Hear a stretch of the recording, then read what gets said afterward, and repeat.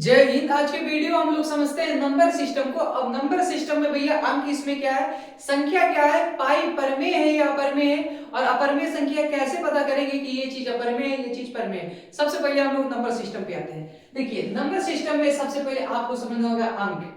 अंक 1 से लेकर के 9 तक के जो बीच के जितने सारे अंक ये संख्याएं ये जो लिखा है ये सारे अंक है।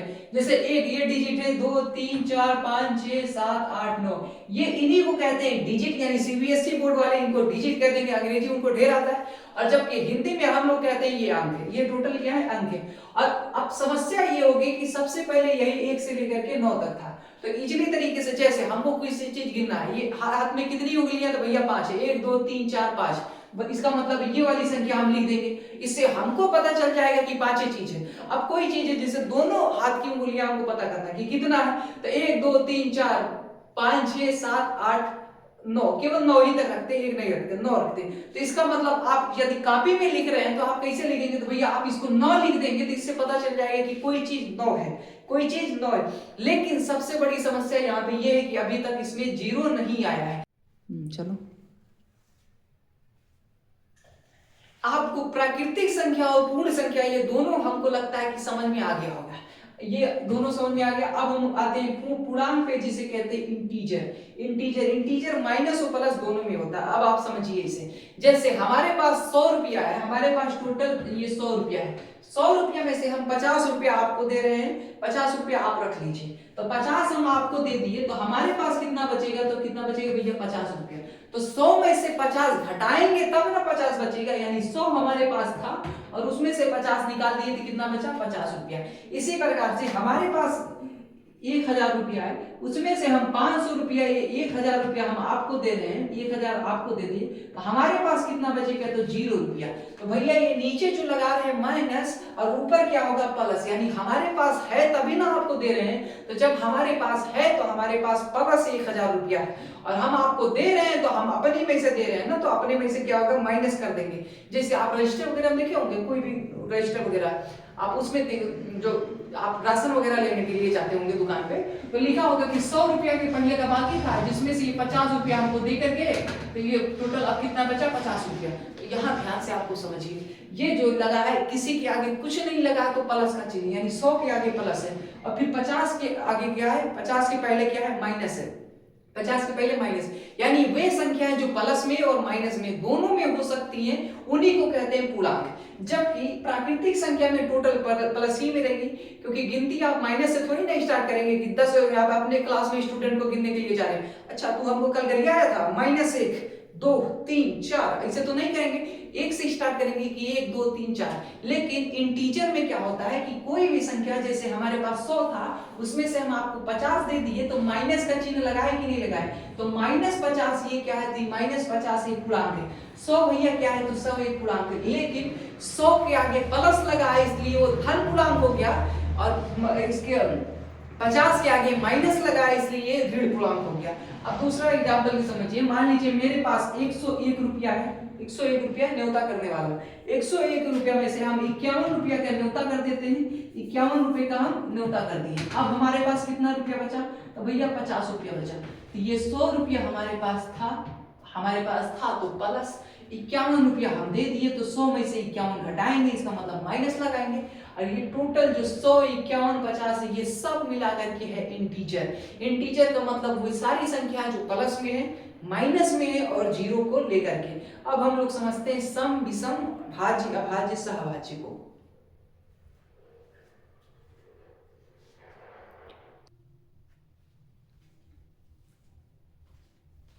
अब हम लोग समझते हैं अपरिमेय संख्या, सॉरी परिमेय संख्या और अपरिमेय संख्या।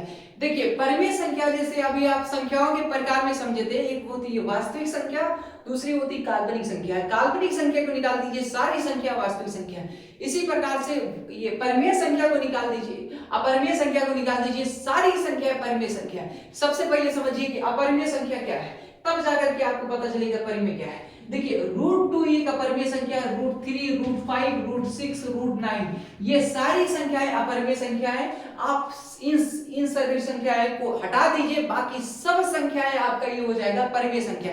अब ध्यान से समझिए, आप कहेंगे कि भैया ये काहे लिए ये √2 ये √5 ये काहे लिए परिमेय, कुछ तो रीजन होगा। इसके रीजन को सबसे पहले समझिए। मान लीजिए ये लिखा है √2, अब √2 का हम ये पूछ रहा है, ये कह रहा है कि भैया वर्गमूल करिए। जैसे आप एक सम पढ़े होंगे कि √4 का वर्गमूल करेंगे तो 2 निकल के आएगा। इसका मतलब है कि √4 जो अंदर है इसको आपस में गुणा करेंगे 2 से, तो ये 2 निकल कर आएगा।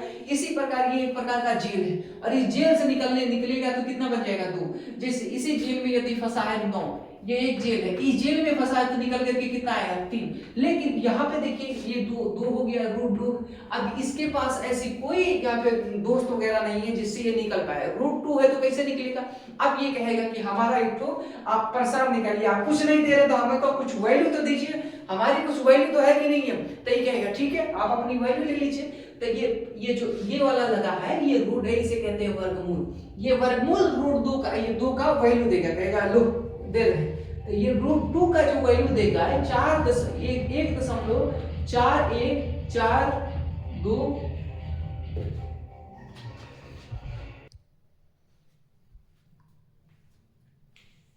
अब समझिए ये अपरिमेय क्या है। √2 अपना वैल्यू मांगेगा तो कहेगा ठीक है अपना वैल्यू ले लीजिए, ये अपना वैल्यू निकालेगा, कहेगा लीजिए रखिए 1.41536323 इतना भयानक वैल्यू ये दे देगा √2। √3 यदि वैल्यू नहीं मांगेगा तो कहेगा ठीक है ले लीजिए 1.732050। अभी तो बाकी है, आप इसको और बढ़ाइएगा तो 50 100 150 अंक तक ही चला जाएगा वैल्यू। इसका मतलब ये टोटल वैल्यू को आप ध्यान से समझिएगा तो ये इस प्रकार से।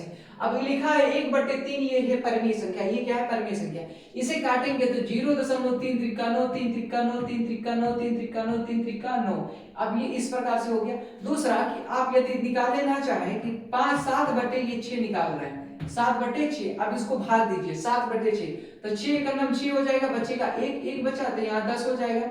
एक हाथ से लेंगे 10 होगा, 10 एक लेंगे 10 हो जाएगा, फिर 6 का नाम 6 हो जाएगा, 6 का नाम 6 हो जाएगा, 4 बचा 40 हो जाएगा, 6 छंग 36 हो जाएगा, 4 बचा 40 हो जाएगा, 6 छंग 36 हो जाएगा, 6 छंग 36, 6 छंग 36। अब आप एक चीज यहाँ समझिए, जब भी आप कभी परिमेय संख्या को बटे के रूप में लिखेंगे मतलब वो रूट में नहीं होना चाहिए। अपरिमेय का मतलब है कि वो संख्या रूट में होना चाहिए, परिमेय का मतलब है कि रूट में नहीं होना चाहिए। इसका मतलब हम नहीं कह रहे हैं। तो यहाँ एक चीज आप लोग ध्यान रखिएगा कि भैया ये जो √4 है ये तो रूटे में है, तो ये परिमेय है कि अपरिमेय। √4 एक परिमेय संख्या है क्योंकि ये इसका वर्गमूल यदि करेंगे तो यहाँ से ये निकल करके आ जाएगा 2। फिर आपसे कह दिया जाएगा कि √9 परिमेय है कि अपरिमेय, तो √9 एक परिमेय संख्या है क्योंकि ये √9 का मतलब होता है 3 और √4 का मतलब होता है 2।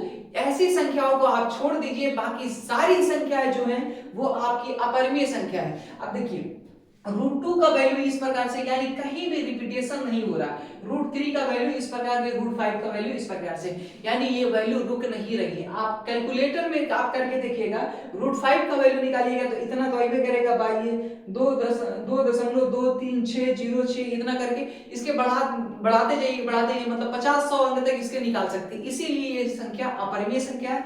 जबकि इसमें देखेंगे 1/3 है, लेकिन इसमें भी ये बढ़ाता चला जाएगा, लेकिन इसमें रिपीटेशन है। 3 आ रहा है तो बार-बार 3 आ रहा है, एक बार 3 आया, 2 3 4 5 मतलब 3 बार आया, इसलिए ये संख्या क्या है प्राकृतिक संख्या है। और आपसे डायरेक्टली ऐसे पूछेगा तो याद रखिएगा कि भैया ये रूट में है नहीं, जब ये रूट में है ये नहीं है तो ये अपरिमेय संख्या नहीं होगी, ये हो जाएगी परिमेय संख्या और ये हो जाएगी आपकी अपरिमेय संख्या। हाई स्कूल में ये 2-3 नंबर का क्वेश्चन पूछा जाता है, 9th से भी ये स्टार्ट हो जाता है भैया परिमेय अपरिमेय। और वहां ऐसे पूछेगा ना, तो पूछेगा कि सिद्ध कीजिए कि √2 एक अपरिमेय संख्या है, सिद्ध कीजिए कि √5 एक अपरिमेय संख्या। वो अपरिमेय संख्या पहले से है, बस आपको थोड़ा सा इधर उधर करके लैंग्वेज वगैरह लिख करके सिद्ध करना है। बोर्ड पेपर में आप ऐसे छाप दीजिएगा, आपको नंबर प्रॉपर मिल जाएगा। अंडरस्टैंडिंग करते हैं। देखिए अपरिमेय संख्या यानी एक ऐसा धन है कि एक बुरा धन है। मान लीजिए ये हो गया √15 का भैया डायरेक्ट कोई इसका वर्गमूल नहीं निकलने वाला है, इसलिए √15 को हम एक और तरीके से लिख सकते हैं, इसे √3 आपस में गुणा कर देंगे तब भी ये 15 हो जाएंगे, 3 बचे 15 हो जाएगा। अब किसी अपरिमेय संख्या में जैसे √2 में हम यदि 2 जोड़ देंगे तो ये अपरिमेय संख्या ही होगी, ना कि परिमेय संख्या होगी, क्योंकि भैया ये √2 एक चोरी का धन है, किसी बैंक में जाकर के चोरी करके लाया है, उसमें से अब 10 लाख रुपया कोई चुरा करके लाया, 2 लाख रुपया और दे दीजिए उसके। जब पुलिस वाला पकड़ेगा ना तो वो ये नहीं कहेगा कि ये रुपया तुम्हारा मेहनत का है, तुमने मजदूरी करके जो ईंटा चढ़ाया था ना उसका 2 लाख रुपया है, कहेगा सारा तुम्हारा जो माल है सारा तुम ब्लैक माल है। इसलिए परिमेय संख्या में कोई अपरिमेय संख्या जोड़ेंगे अपरिमेय मिलेगा, परिमेय संख्या कोई अपरिमेय संख्या में परिमेय संख्या घटाएंगे तो भैया तब वो क्या बनेगा, अपरिमेय संख्या ही मिलेगा, अपरिमेय संख्या ही मिलेगा। और यदि परिमेय संख्या में कोई अपरिमेय संख्या गुणा करेंगे तब भी क्या मिलेगा, अपरिमेय संख्या ही मिलेगा। लेकिन यहाँ एक चीज याद रखना है कि जब सेम संख्या से गुणा करेंगे, जैसे √3 हो गया और इसे √3 को √3 से गुणा करेंगे तो सेम संख्या से यदि गुणा करेंगे तो इसका बन जाएगा वर्गमूल, और वर्गमूल में ये परिमेय संख्या बन जाएगी। यानी सेम संख्या से गुणा करेंगे √3 को √3 से, √5 को √5 से, √10 को √10 से, तो ये भैया परिमेय संख्या बन जाएगी। लेकिन किसी अदर संख्या से गुणा कर रहे हैं तो वो अपरिमेय संख्या ही रहेगी। सबसे पहले हम लोग समझते हैं कि पाई क्या है। देखिए पाई का सिंबल इस प्रकार से बनाते हैं, पाई मतलब इस प्रकार से। अब पाई क्या है, बहुत पुराने साल में ना पहिया बनाते थे, जैसे आज पहिया वगैरह है ना, पहिया बनाते थे। लकड़ी का जब आविष्कार हुआ तो कोई चीज लादने के लिए उसको पहिया बनाते थे, पहिया बनाते थे, लेकिन वो पूर्णता से गोल नहीं हो पाता था। जब गोल नहीं हो पाता था ना तो झटका लगता था, जैसे मोटरसाइकिल या साइकिल की रिम वगैरह देखिएगा, यदि रिम टेढ़ी है तब भी झटका लगेगा, और यदि टायर में टायर जो ट्यूब होता है उसमें से थोड़ा सा जो फोड़ा तरीके से निकल गया फिर चलाएंगे ना तो झटका मारेगा, ठन ठन ठन जाएगा, मिट्टी काट में लड़ेगा। यानी मतलब स्ट्रेट लाइन में मतलब बिल्कुल गोल नहीं होगा तो समस्या होगी। यही समस्या थी पुराने यानी पहले के लोगों की। आते थे जब पहिया बनाते तो थोड़ा सा ऊंचा खाली रह जाता था, थोड़ा सा पूर्णता से गोल नहीं होता था। लेकिन उन्होंने धीरे धीरे कहा कि भैया ये क्या करें यार, पूर्णता से गोल हो जाए। तो मान लीजिए इस प्रकार से कोई यहाँ पे गोला बना रहे हैं इस प्रकार से, तो किसी ने कहा कि ना हमको ना थोड़ा सा इतना ऊंचा हमको चाहिए, पहिया की जो ऊंचाई हो इतना ऊंचा होना चाहिए, इतना ऊंचा होना चाहिए, तो इसे कहते हैं डायमीटर। ये हो गया एक वृत्त, वृत्त का ये जो बीच में खींचा जाता है इसे कहते हैं डायमीटर यानी व्यास। ये आपका हो गया व्यास, ये हो गया व्यास। धीरे धीरे वैज्ञानिक लोग आए, बड़े बड़े लोग आए, जो बड़े ही लोग थे वो भी एक अपना पैमाना वगैरह बना लिए, कहा कि देखते हैं कैसे नहीं गोल होगा। जब जब बनाए ना तो सबसे पहले ये वाला चीज ले और उसके बाद में ये वाली चीज ले, ये वाली चीज ले, ये वाली, जब पूर्णता से गोल हो जाए तो कहें अब देखते हैं कि क्या होता है। तो ये वाली कोई संख्या, ये वाली जितना भी ये पैरामीटर आता था, मतलब इसकी जो लंबाई होती थी, एक प्रकार की आप इसे धागा ले लीजिए, इस धागा की लंबाई जिस प्रकार से इतना होगा, इस व्यास से डिवाइड करते थे, यानी इसे कहते हैं, ये ऊपर वाला जिसे कहते हैं परिधि, ये हो गया परिधि। अब परिधि को यदि व्यास से हम डिवाइड करेंगे, ये हो गया परिधि, परिधि। तो वो भैया परिधि से हमेशा व्यास से वो डिवाइड करते थे, तो लगभग 3.14 के करीब में आता था।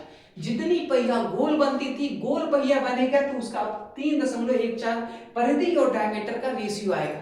तो उन्होंने धीरे धीरे कहा अच्छा ये बात है, तो आप कौनो चीज बनाते थे, कौनो उल्ट वगैरह, तो पूर्णता से गोल करना होता था, तो इसी से रेशियो निकालते थे और कहते थे 3.14 आ गया मतलब परफेक्ट गोल ही है, लगभग गोल ही है, ज्यादातर समझ गोल। इसे आप देखे होंगे कि हर एक चीज में ना ये वैल्यू नहीं रख सकते थे, मतलब ये वैल्यू 3.14, इसीलिए इसको कुछ समय बाद इसे पाई में बदल दिया गया है। बस इसका कुछ नहीं है, इसका सिंबल आ गया है पाई, और पाई की जगह पे 22/7 या फिर यहाँ पे 3.14 के करीब में रख सकते हैं। इस पाई का मान देखिएगा तो 50 अंक तक 100 अंक तक निकाला जाता है। अब आप समझिए पाई जब वृत्त का क्षेत्रफल निकालते हैं तो उसका होता है, उसका जो फार्मूला है पाई आर स्क्वायर। बेलन का क्षेत्रफल निकालेंगे तो उसमें भी पाई आएगा। आप शंकु का क्षेत्रफल निकालेंगे तो 1/3 पाई आर स्क्वायर एच, उसमें भी कोई चीज गोल चीज है उसके लिए पाई का इस्तेमाल जरूर होता है। आप बताइए पाई एक परिमेय संख्या है कि अपरिमेय संख्या है? तो भैया पाई का अपरिमेय संख्या है, क्योंकि पाई का मान 3.14 करके और इसे बढ़ा करके वो लिखा जाता है। जब मान जो वैल्यू होगा ये अपरिमेय संख्या है, लेकिन जो ये 22/7 लिखा है ये एक परिमेय संख्या है। इसका मतलब पाई अपरिमेय संख्या है, क्योंकि पाई इसी 3.14 और जितना भी इसमें अंक होगा 50 अंक तक 100 अंक तक उसी को रिलेट कर दिया गया है पाई। इसका मतलब है पाई और अपरिमेय संख्या में कोई अंतर नहीं है, इसलिए पाई अपरिमेय है। लेकिन 22/7 पाई का एग्जैक्ट मान नहीं है। इसे सरल करने के लिए इसे 22/7 के लगभग करीब में माना गया है, इसलिए इसे 22/7 लिख दिए। तो भैया पाई का जो मान है 22/7 ये एक परिमेय है, ये एक परिमेय संख्या है। जबकि इसे देखेंगे पाई तो पाई एक अपरिमेय संख्या। देखिए क्रम वरम कुछ नहीं है यहाँ पे। सम संख्या और विषम संख्या को हम लोग समझते हैं बड़ी इजी तरीके से। देखिए सम संख्या का मतलब है जिसको आसानी से आधा किया जा सकता है उसे कहते हैं सम संख्या, और जिसे आसानी से आधा नहीं किया जा सकता है उसे कहेंगे विषम संख्या। जैसे सम संख्या का मतलब हमारे पास 0 रुपए मतलब 1 रुपए नहीं है। अब 2 लोग आए हमसे मांगे कि भैया आधा आधा दीजिए, हमारे पास कुछ हईले नहीं है तो हम आपको क्या दे देंगे, कुछ नहीं देंगे तो खाली लौट करके चल जाए। भले वो झगड़ा करेगा लेकिन कुछ है नहीं तो लेकर के क्या जाएगा, यानी कुछ नहीं। हमारे पास 2 कलम है, 2 कलम है, कोई सामने वाला आएगा कहेगा कि हमको भी कलम चाहिए, वो भी बराबर बराबर चाहिए, एक वो ले लेगा, एक आप ले लेगा, हम ले लेंगे। इसी प्रकार से पापा यदि 8 सेब लेकर के आते हैं, 8 सेब, और आप हैं और आपका छोटा भाई है, आप और आपके छोटा भाई। अब पापा ने कहा कि भैया बांट करके आधा आधा ले लेना, तो आप क्या करेंगे, 8 सेब में से 4 सेब आप रखेंगे, 4 सेब आप उसको दे देंगे, अपने छोटे भाई को दे देंगे, यानी टोटल बेहतरीन ढंग से डिवाइड हो गया। लेकिन उसी में देखिएगा कि यदि आपके पास पापा 1 सेब लेकर के आते हैं, 1 सेब, अब 1 सेब में आप और आपके भाई कैसे लेंगे, तो भैया 20 से काटना पड़ेगा, और जिसमें काट पीट करना पड़ेगा उसी को कहते हैं विषम संख्या, और जिसमें आसानी से आधा कर लीजिए उसे कहते हैं सम संख्या। जैसे आपके पास 3 पेंसिल है, 3 पेंसिल आपके पास है और आप हैं, आपका छोटा भाई है। अब आप कहेंगे कि भैया ये 3 संख्या कैसे आधा आधा करेंगे, या तो आप एक पेंसिल ले लीजिए, बची एक पेंसिल में आप आधी आधी ले लीजिए, या फिर आप ताकतवर है तो उसे 2 झापट खींच करके मार सकते हैं, उसके बाद में 1 दे दीजिएगा। लेकिन आप प्रेम करते हैं, आप समझदार हैं, तो उसको 2 देंगे, आप 1 ले लेंगे। यानी बेहतरीन ढंग से, यानी काट पीट किए बिना यदि बढ़ जाए तो सम, काट पीट करना पड़े, दशमलव में लाना पड़े तो उसे कहेंगे विषम। भैया आपके पास 5 सेब है, 5 सेब में से आप कैसे आधा आधा लेंगे, तो 2 बांट लेंगे, तीसरे में काटना पड़ेगा। इसी प्रकार से 7 हो गया, इसी प्रकार से 9 हो गया। बस इतना ही आप लोग याद रखिए, 1 3 5 7 9 ये विषम हो गया। उसके बाद में 0 2 4 6 8 ये आपकी सम संख्या। अब हम आपसे पूछते हैं कि कौन सी संख्या सम है और कौन सी संख्या विषम है। जैसे हम लिखे 2 3 4 6, यहाँ पे लिख दी 8। अब आप बताइए कि इस पे सम संख्या है कि विषम संख्या है। आपको ये टोटल संख्या नहीं पढ़ना है कि भैया ये कहाँ कहाँ विषम है कहाँ कहाँ सम है, आपको बस केवल लास्ट की संख्या देखना है। भैया लास्ट की संख्या क्या है, 8 है, और 8 क्या होता है, 8 का आसानी से 2 में भाग लग जाएगा, 8 का आधा करेंगे तो बचेगा 4, और ये हो जाएगा आपका सम संख्या। इसी के कंडीशन, इसी में हम यदि 1 लगाते हैं तो अब बताइए आप क्या है, तो आप कहेंगे विषम संख्या। क्यों, क्योंकि लास्ट में क्या आया, 1, और 1 विषम संख्या है। इसी में यदि हम 3 5 8 लगा दे, 1 लगा दे, 2 लगा दे, तो अब आपसे पूछते हैं कि कौन सी संख्या है, सम या विषम है, तो आप लास्ट की संख्या देखेंगे 2 है, और 2 भैया क्या होती है कि सम संख्या है। इसी में यदि हम 3 लगा दे तो अब कौन सी संख्या बन गई, विषम संख्या। इसका मतलब है आपको केवल और केवल लास्ट में देखना है कि कौन सी संख्या लगी है, कौन सा अंक लगा है। यदि सम है पूरी संख्या सम, विषम है तो टोटल संख्या विषम। आपको इसमें कंफ्यूज नहीं होना है। तो आते हैं भाज्य संख्या और अभाज्य संख्या पे। भाज्य संख्या को वो संख्या है जो किसी दूसरे संख्या से कट जाए उसे कहेंगे भाज्य। जैसे 0 हो गया, 0 किसी भी संख्या से कट जाएगा। 0 ना एकदम से साधारण, एकदम से मतलब एकदम से मौन रहता है, उसके पास कुछ नहीं। जैसे साधु संत है ना, एकदम से वैसे रहते हैं। साधु संत के पास ना तो कुछ होता है देने के लिए और ना ही उनके पास कुछ होता है खोने के लिए, यानी एकदम से सन्यास आदमी, एकदम से जबरदस्त। 0 कोई भी उनसे आकर के कुछ पूछ सकता है ज्ञान के बारे में। 0 हो गया, 2 0 हो गया, इस पे फिर हो जाएगा यहाँ पे 4 6 8 9 10 हो गया। इन सभी संख्याओं में कोई ऐसी संख्या है जो काट सकती है। जैसे 4 में देखेंगे 2 काट देगा, 6 में देखेंगे 2 3 दोनों काट देगा, 8 में देखेंगे 4 2 दोनों काट 4 2 काट देगा, 9 में 3 से कट जाएगा, 10 5 से कट जाएगा, 2 से कट जाएगा। यानी ऐसी संख्या जो किसी संख्या से कट जाए उसे कहते हैं भाज्य संख्या। लेकिन ये संख्या नहीं मानिएगा कि 6 से कट जाएगा। आप वो संख्या छोड़ करके किसी भी संख्या से, जैसे 10 हो गया, 10 को 10 से नहीं काटना है, किसी अन्य संख्या से यदि 10 कट जा रहा है तो भाज्य। 9 को 9 से नहीं काटना है, किसी अन्य संख्या से कट जा रहा है तो भाज्य। अब मान लीजिए ये 10 हो गया, फिर 11, अब मान कहेंगे कि 11 भी ले लेते हैं। भैया 11 जो है, 11 किसी भी संख्या से नहीं कटता है। 11 किसी के पहाड़े में आता नहीं, केवल 11 के पहाड़े में आता है। 11 का पहाड़ा नहीं लेना है। 11 को छोड़ करके यदि किसी के पहाड़े में आता है 11 तो वो भाज्य होगा, नहीं तो ये अभाज्य हो जाएगा, इसलिए 11 अभाज्य। उसके बाद में क्या आ जाएगा, 12 आ जाएगा, 13 नहीं आएगा, 14 आ जाएगा जो 7 और पहाड़े में आता है, 15 आ जाएगा जो 3 5 के पहाड़े में आता है, 16 आ जाएगा, 17 नहीं आएगा, 18 आ जाएगा, फिर 20 आ जाएगा, फिर 21 आ जाएगा। इस प्रकार से हो जाएंगे भाज्य संख्या। कुल मिलाकर के ऐसी संख्या जो किसी अन्य संख्या से कट जाए उसे कहेंगे भाज्य। अब अभाज्य जिसे कहते हैं प्राइम नंबर। अभाज्य में ऐसी संख्या जो किसी संख्या से ना कटे, जैसे 5, ये 2 हो गया, 2 भाज्य है या भाज्य है, तो भैया 2 के पहाड़े में 2 ऐसी कोई संख्या नहीं जो 2 को काट देगा, 2 को छोड़ करके। फिर उसके बाद में 3, कोई संख्या नहीं 3 को काट दे। 5 ऐसी कोई संख्या नहीं है जो 5 को काट दे, लेकिन 5 को छोड़ करके। 7 में देखिएगा कोई संख्या नहीं है जिसके पहाड़े में 7 आता हो, किसी के ऐसा कोई संख्या नहीं है जिसके पहाड़े में 9 आता हो, 11 आता हो, सॉरी। फिर उसके बाद में 13 हो जाएगा, फिर 17 हो जाएगा, फिर 19 हो जाएगा, फिर उसके बाद में हो जाएगा 23। ऐसे ऐसे करते करते निकाल लीजिए। यानी आप टोटल मिलाकर के बस इतना जानिए कि जो संख्याएं किसी अन्य संख्या से कट जाती हैं वो हो जाएंगी भाज्य संख्या, और जो किसी अन्य संख्या से नहीं कटती हैं वो हो जाएंगी आपकी अभाज्य संख्या।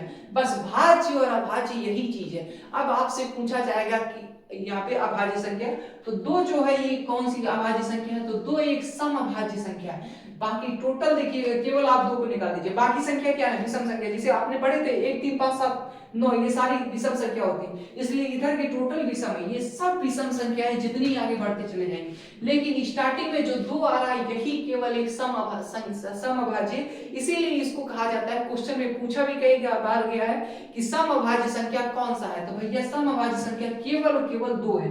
अब हम लोग आते हैं सहअभाज्य, होता है ग्रुप यानी पेयर। सहअभाज्य का मतलब, सह का मतलब जानते हैं सहयोगी यानी ग्रुप में। सहअभाज्य संख्या बड़ी आसान है, जैसे अभाज्य संख्या ना वैसे सहअभाज्य संख्या। ऐसी कोई संख्या ना हो जो इन दोनों संख्याओं को काट दे, जैसे 3 और 5 ऐसी कोई संख्या नहीं है जो दोनों को काट दे, एक को छोड़ करके दोनों नहीं है। जैसे 5 और 8 में देखिएगा, 5 8 में ऐसी कोई संख्या नहीं है जो दोनों को काट दे। भैया कौन सी संख्या जो 5 को भी काट दे, वही संख्या जो 8 को भी काट दे। फिर आप कहेंगे कि यहाँ पे आप कहेंगे कि 10 और 15 ये भी एक अभाज्य संख्या है, नहीं ये अभाज्य संख्या नहीं, क्योंकि 5 2 है ना, ये 10 को भी काट देगा, 15 को भी काट देगा, इसलिए ये सहअभाज्य संख्या नहीं। सह का मतलब होता है ग्रुप, यानी ग्रुप बना करके ये साथ में रहेंगे, लेकिन ये दोनों में नहीं कटना चाहिए, इसलिए ये हो गया 11 और 15। 11 और 15 में ऐसी कोई संख्या इनके नहीं काट सकती 11 और 15 को, इसी को कहते हैं यहाँ पे सहअभाज्य संख्या। इनका जो HCF होता है, हाईएस्ट कॉमन फैक्टर, वो केवल 1 होता है। हम लोग नंबर सिस्टम को थोड़ा बहुत समझने का प्रयास किए, ये थोड़ा सा बड़ा है, लेंथी ही, आप लोगों को समझ में आया होगा। स्किल डेवलपमेंट होगी पढ़ाने की, आपको सिखाने की। देखिए हमारा मुख्य मोटो ये कोई चीज बताना नहीं है कि भैया ये चीज है, ये नंबर सिस्टम का आप देखिएगा यूट्यूब पे बहुत ढेरों सारे वीडियो पड़े हैं, हम भी ढेरों सारे मतलब हजारों की संख्या में आपको वीडियो मिल जाएगी। हमारा उद्देश्य ये बिल्कुल नहीं है कि उन्हीं में से क्वांटिटी बढ़ाना, हमारा उद्देश्य है कि उसमें क्वालिटी बढ़ाना, ताकि कोई किसी भी स्टूडेंट को पढ़ाई बोझ ना लगे। आज के स्टूडेंट देखिएगा कि आज गांव वगैरह देहात में कहीं भी देख लीजिए, पढ़ाई इसलिए छोड़ते हैं क्योंकि वो पढ़ाई उनको बोझ लगती है।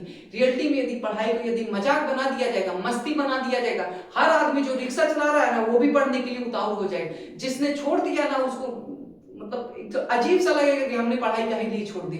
वो किसी को राय नहीं देगा कि चलो यहाँ पे बाहर निकलने, तो उसको एहसास होगा ना कि हमको भी उस समय पढ़ना चाहिए था, पढ़ना चाहिए। इसलिए आइए हम सारे लोग मिल करके एजुकेशन को इजी करने का प्रयास करेंगे। और ये जो हम लोग पढ़ रहे हैं ना, ये हमारी शिक्षा नीति नहीं है, हमारी शिक्षा नीति सिखाने की थी ना कि रटाने की थी। और आज तोते की तरह हम लोग रट रहे हैं, इसके पीछे का मुख्य रीजन अंग्रेज सब है। जानबूझ करके लॉर्ड मैकले ने हमारी शिक्षा नीति को ऐसे बर्बाद किया है ताकि हम सभी लोग विकृत हो सके।